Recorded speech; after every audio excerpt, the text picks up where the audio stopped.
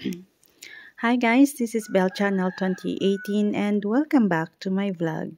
Ibinunyag ng TV host vlogger na si Alex Gonzaga na nagre-ready na nga siya para magka-baby ulit. Sa kanyang IG in broadcast niya sa kanyang channel na ibinahagi ng asawa ni Mikey Murada na nagpunta sila sa isang doktor noong Martes ng February 20. Came from immunology doctor, prepping my body for pregnancy, ang saad ni Alex. Pagpapatuloy niya, I'll gonna claim it this year. Kalakip ng update ni Alex ay ang larawan nila ni Mikey na nasa loob ng sasakyan.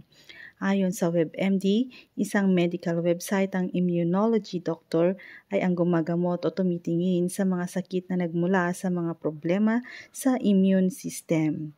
Mayroon rin naman na ang focus ay immune system at reproductive system at paano ito mag-interact during pregnancy. Mula naman noon ay vocal na talaga si Alex sa kanyang pagnanais na magkaroon na sila ng baby ni Mikey. Magmula nang una siyang makunan ng October 2021, halos isang taon buhat nang ikasal sila ni Mikey. Ngunit sa kasamaang palad ay muli na namang nakunan ang vlogger sa pangalawang pagkakataon na sinubok niyang magbuntis.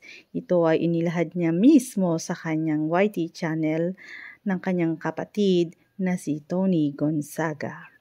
Ang sabi ni Alex, sinubukan nilang magkaasa na magkaanak sa pamamagitan ng in vitro fertilization. Sharing one's motherhood journey is never easy because it brings back all the pain and feeling of loss. Pagbabahagi ng bunsong Gonzaga. Dagdag pa ni Alex, one day and by God's grace and infinite goodness, we will have our own baby. Thanks guys for watching and God bless everyone.